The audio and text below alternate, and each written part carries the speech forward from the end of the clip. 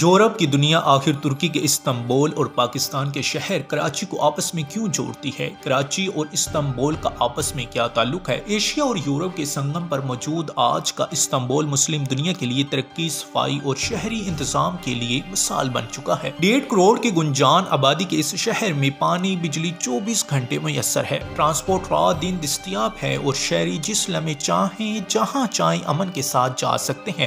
لیکن کیا آپ جانتے ہیں کہ استنبول 1980 میں ایک ایسا شہر تھا جس میں پانی کی شدید قلت تھی، بجلی کی لوڈ شیڈنگ ہوتی تھی، روڈز ٹوٹے پھوٹے تھے اور گھنٹوں ٹریفک جام رہتا تھا، بدامنی عام تھی، مہنگائی آسمان کو چا پہنچی تھی، گویا وہ آج کا کراچی تھا۔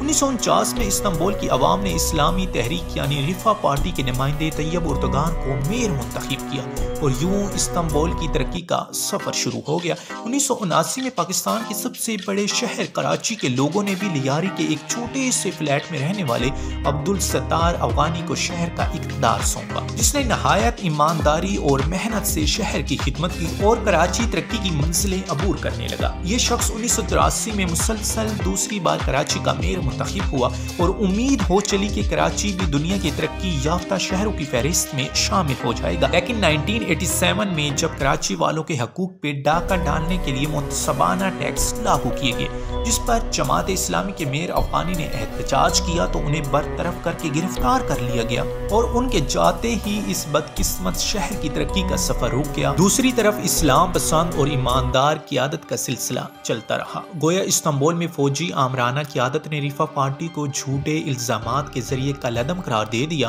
اور طیب اردگان کو جیل بھیج دیا گیا، لیکن عوام نے اسلامی تحریک کا ساتھ نہ چھوڑا اور یکے بعد دیگرے نئے ناموں سے بننے والی اسلامی پارٹی ایف پی اور اے کے پی کے میئر استنبول سے 2017 تک منتخب ہوتے رہے اور استنبول کو دنیا کے جدید ترین شہروں کی لسٹ میں شامل کر لیا گیا۔ کراچی میں بھی ترقی کا سفر 2001 میں دوبارہ شروع ہوا۔ جماعت اسلامی کے میئر نعمت اللہ خان نے محنت، ترقی، ایمانداری اور بے لوث خدمت کی ایک نئی داستان رقم کی۔ امید ہو چلی تھی کہ کراچی بھی استنبول کی طرح ترقی کی منازل طے کرے گا، لیکن ایسا نہیں ہوا اور اس ترقی کے سفر کو ایک آمر نے اپنے مفادات کی خاطر بریک لگا دیا۔ ترکی کی طرف سے کراچی اور استنبول کو جڑواں شہر قرار دے دیا گیا، لیکن شاید قسمت جڑواں نہیں تھی۔ ترک قوم نے استنبول کی ترقی کا سفر کو ملک کی ترقی کا سفر بنا لیا۔ استنبول کے پہلے ایماندار میئر طیب اردگان کو پہلے وزیر اعظم اور پھر صدر بنا ڈالا اور ترکی الحمدللہ باوجود مشکلات کے روز ترقی کر رہا ہے۔ لیکن ہم کراچی کی ترقی کے ایماندار مامرانہ عبدالستار افغانی اور نعمت اللہ خان کو صدر نہ بنا سکے۔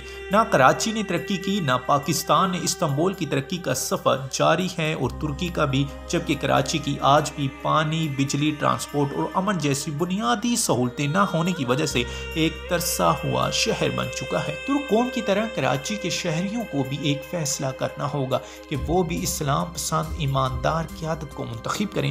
فیصلہ کراچی کے لوگ کریں گے، ترقی کا سفر کرنا ہے یا پھر تنزلی کا۔